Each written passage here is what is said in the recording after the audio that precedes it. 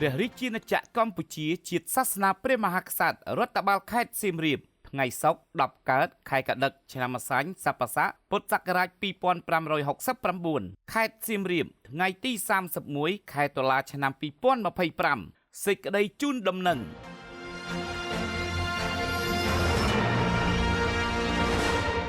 ស្ដីពីការបញ្ជាចរាចរណ៍ជាបណ្ដោះអាសន្ននិងការរៀបចំចំណតយានយន្តគ្រប់ប្រភេទនៅក្នុងតំបន់រៀបចំកម្មវិធីផ្សារទឹកនិងជិះទូកកម្សាន្តនាឱកាសព្រះរាជពិធីបុណ្យអុំទូកបណ្ដែតប្រទីបនិងសំពះព្រះខែអកអំបុកខេត្តសៀមរាបរដ្ឋបាលខេត្តសៀមរាបមានកិត្តិយសសូមជម្រាបជូនដំណឹងដល់បងប្អូនប្រជាពលរដ្ឋភ្ញៀវទេសចរជាតិអន្តរជាតិនិងសាធារណជនមេត្តាជ្រាបថារដ្ឋបាលខេត្តសៀមរាបសហការជាមួយរដ្ឋបាលក្រុងសៀមរាបមន្ទីរអង្គភាពសហភាពសហព័ន្ធយុវជនកម្ពុជាខេត្តសៀមរាបនឹងរៀបចំកម្មវិធីផ្សារទឹកនិងជិះទូកកម្សាន្តដោយមានកម្មវិធីមួយចំនួនរួមមាន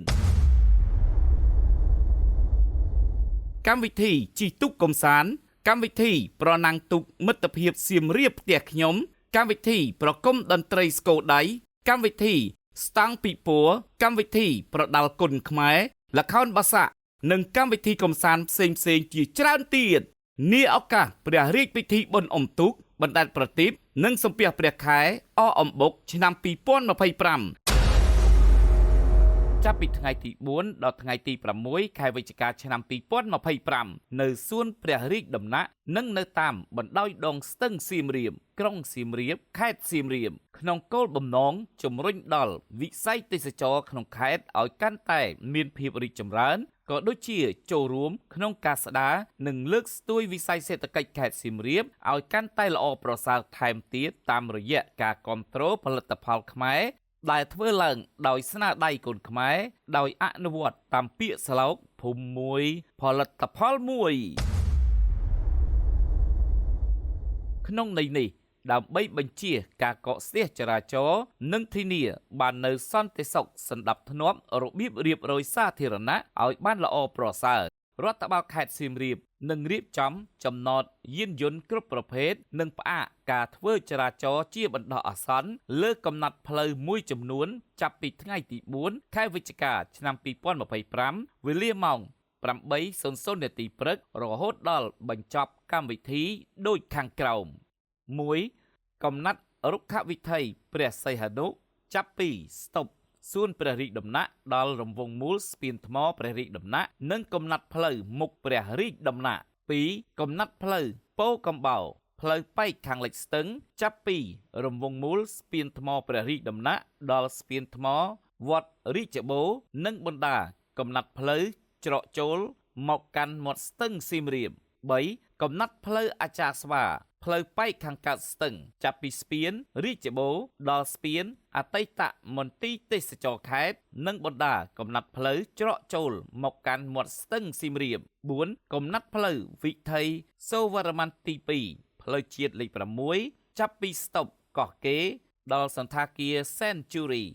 5កំណត់ផ្លូវពីធ្នូចាប់ពីមន្ទីរពេទ្យបង្អែកខេត្តដល់ស្ពានវត្តដំណាក់និងកំណត់ផ្លូវក្នុងតំបន់ Pub Street និងផ្សារចាស់និងកំណត់ផ្លូវមួយចំនួនទៀតតាមស្ថានភាពចរាចរណ៍ជាក់ស្ដែង6ទីតាំងចំណតយានយន្តគ្រប់ប្រភេទនៅតាមចំណុចនិងទីតាំងដូចមាននៅក្នុងប្លង់ផែនទីភ្ជាប់ជាមួយដូចជាទី1ទីតាំងវិទ្យាល័យ10មករា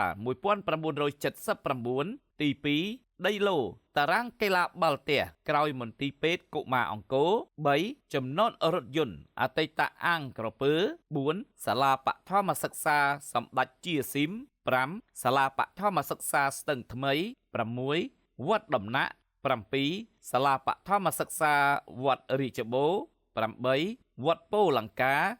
និងទីតាំងចំណតមួយចំនួនទៀតតាមការចង្អុលបង្ហាញរបស់សមត្ថកិច្ចតាមភាពជាក់ស្ដែងដូចមានបង្ហាញនៅក្នុងប្លង់ផែនទីអាស្រ័យដូចបានជម្រាបជូនខាងលើសូមបងប្អូនប្រជាពលរដ្ឋភ្ញៀវទេសចរជាតិនិងអន្តរជាតិម្ចាស់អាជីវកម្មដ្ឋានគ្រប់ប្រភេទដែលនៅតាមតំបន់រៀបចំកម្មវិធីខាងលើនិងសាធារណជនមេត្តាជ្រាបជាព័ត៌មាននិងចូលរួមសហការជាមួយអាជ្ញាធរមានសមត្ថកិច្ចពាក់ព័ន្ធនិងយោគយល់អធ្យាស្រ័យតាមការគួរ រដ្ឋបាលខេត្តសៀមរាប